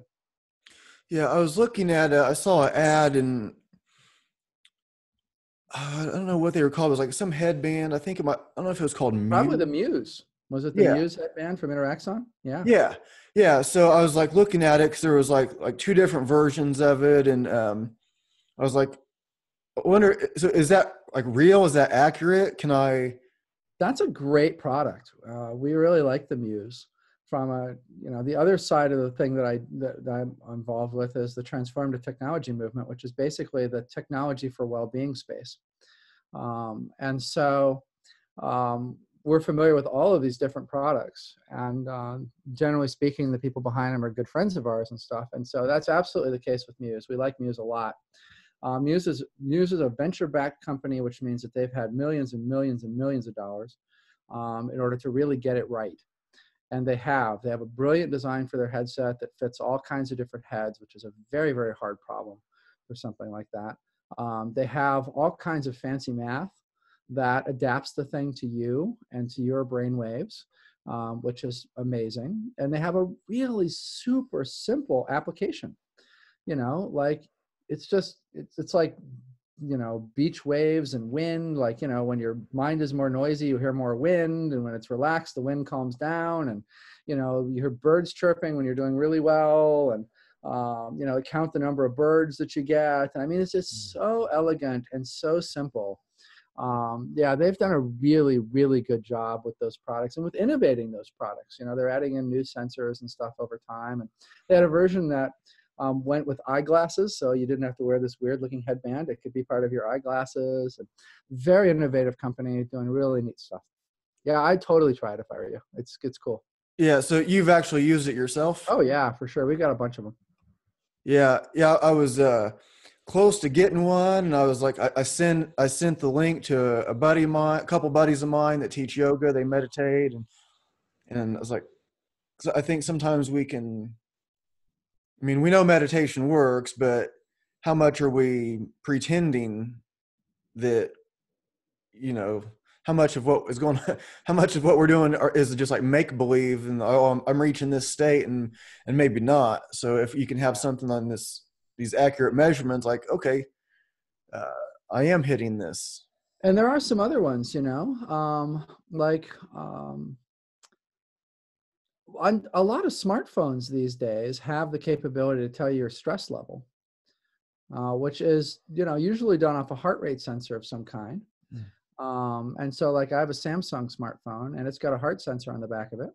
And it's able to basically give me a very accurate reading of what's called heart rate variability. And heart rate variability, probably from your athletic side, because that's very, very popular. And, from an athletic standpoint, it gives you body recovery after exercise and sports and stuff like that. On the well-being side, though, it's also really, really useful. And so, people might have it just built in, sitting right in their pocket. But for people that don't, there's all kinds of devices like HeartMath is probably the most famous device for this. And that's another really good way to sort of quantify and measure your relaxation and your meditation space. In that case, it's a breath-based meditation. You follow a little breath tracker on the screen to breathe in, breathe out, breathe in, breathe out at a very certain pace. And you can see the impact that it has on your physiology, on your heart rate variability. Another one is Spire. Spire is a breath tracker. And they have different versions of it. Now they have a kind that you can basically wash. You can stick it to your underwear or the inside of your pants or whatever else, and they can go through the wash with it and stuff. It used to be, they still have a kind that you kind of clip onto your belt, which is another way to do it. And it tracks your breathing. And so you can use that, obviously, from a meditation standpoint. The guy who's behind that is a guy named Nima, who had a lab at Stanford, where he researched this as part of his PhD. So he's totally into meditation, and that was a big influence on why he did it. But it also, you wear this thing over the course of the day, and it alerts you like when you're stressed out, when your breathing is stressed out, and it's like an intervention, basically. Like, hey, this could be a good time to sort of meditate. Like your physiology is going through something that does not look like calm, right? So it'll just like. Sorry. So like you're wearing this thing, and then if you start getting frustrated or something, it'll beep or it'll buzz or something like, yeah, oh. It'll usually activate on your phone, to like send you a message on your phone or, stuff like that. It's pretty cool. And so there's a lot of these types of technologies that are out there. There's an app, I think, that's still out there from a company called Beyond Verbal called Moody's, which is free to download. And it can actually read the mood of your voice. And so, if you think you're relaxed, you can test it. What's the name of it again? Moody's, Moodies, from a company called Beyond Verbal, who's a phenomenal company. These people can measure like Parkinson's 5 years before it shows up off of your voice. Whoa. And stuff like that. It's incredible how much information is contained in something like your voice. And so there's all sorts of fun little products like this, that are out there. But Muse, these are all the best of class ones, Muse, Spire, HeartMath. I mean, these are really best of class products. Yeah, I was wanting to like, another one I've been familiar with heart rate variability, but that was something that I was wanting to like, I've never like actually measured it on myself before, or, but that was something I was wanting to get into with like clients and stuff like. Yeah, totally. But For that, for an exercise situation, you may want to get a chest strap, like one of the polar chest straps or something like that. And then there are some really, really great apps. One of the things that you'll want to do from a fitness standpoint is you want to take what's called sort of a morning readiness reading. And so right when you wake up, right in the morning, you'll want to immediately do an HRV reading. And you'll just want to do that every day. And there's a lot of apps out there on the fitness side of the fence that can really tell you a lot about how you're really doing and how your body is really doing just from that morning HRV reading. Of course, like I said, athletes use it to test their recovery time and to test how quickly their body recovers from, intense activity and stuff as well. But that morning readiness thing is another important thing to know about. Yeah, that's really cool. There's like I try the app for that, incidentally, is Elite HRV. Elite HRV. Yeah, I'll check that out because I study like what the trainers for the UFC fighters are doing, and so there's a lot of them, like these fighters. They're ready to go every day in the gym every day. They're ready to go, and now some of the smarter coaches are going like, I know you're feeling it, but your test came back that this is an easy day. We're just going to do some light pad work. We're just going to like stretch out, relax, because science. I know you're ready to beat somebody up, but today's not the day. We'll see what mentally you're in one spot, but your body is being measured in a different spot. Exactly. Yeah, it's fascinating. I don't want to tie you up a lot longer. We've been going for almost 2 hours here. I could talk about this stuff with you all night. I'd love to have you on again. And yeah, thanks. That'd be fun. Yeah, I was like, is there anything we haven't covered? I mean, I'm not in a hurry. We don't have to like stop right now. But is there anything we haven't covered that? I should get some dinner. I haven't eaten much today, so that's probably not a bad idea. It's 7:00 where I am. Yeah. Not too much. Probably just where people can find more information. Like nonsymbolic.org is where they can find our research, website on the fundamental well-being stuff. And the experiment is at finderscourse.com. And if you went through those steps and you're like, I might be in fundamental well-being, we have like a couple of hours of videos they can watch on a website called explorerscourse.com. That really helps you to orient towards the things that are most important for you to know in that life. I have a new book coming out about all this called The Finders, probably be out by the time this podcast is live. And that really, really defines what this is and helps people really sort of understand what it is in a way that you can't do in a short interview or whatever. Mm-hmm. And then I would say on the transformative technology side of the fence, people that are interested in technology for well-being stuff, we have a fantastic resource website called the Transformative Technology 200. So if you go to transtech200, either .org or .com, I'm not really sure off the top of my head which it is. We've curated really sort of like the best products in the technology for well-being space. It's not like the most totally user-friendly. Like there aren't affiliate links to click through to buy the stuff right away or whatever else, right? It really is just like a listing of like, here's who matters. And then you can like sort of mouse over them or click on them and find out why they matter, and what they're relevant to. And you can kind of sort them by category. So if you were just like looking for the bio stuff or whatever, you could sort on that category, for instance, and then Muse would be there, for instance, and Heart Math and, people like that. I think that's a landscape that's kind of hard to find if you're just sort of randomly searching the web. And so that's just something that we do every year. Once a year, basically, we update that. And we bring it for journalists so that they know where to go look for stories, to do stories on these companies and stuff like that. And then we've got all kinds of videos people can watch for free on Transformative Technology. We have a conference that's in Silicon Valley every year. It's called ttconf.org is the website for that. And we videotaped, everybody who's ever spoken there. And so you can see the lady who runs Muse, for instance, and you can see her give a presentation about Muse. You can see the people from Heart Math. You can see them giving their presentation about Heart Math. We try to just provide resources like that, in the technology for well-being space. So there's all kinds of stuff out there. Yeah, it's what a fascinating time to be able to like prove these great claims that before you had to like, give your life to the master or whatever for totally decades, and then maybe find out that he's full of baloney or yeah, exactly, or real. Yeah, it's very cool.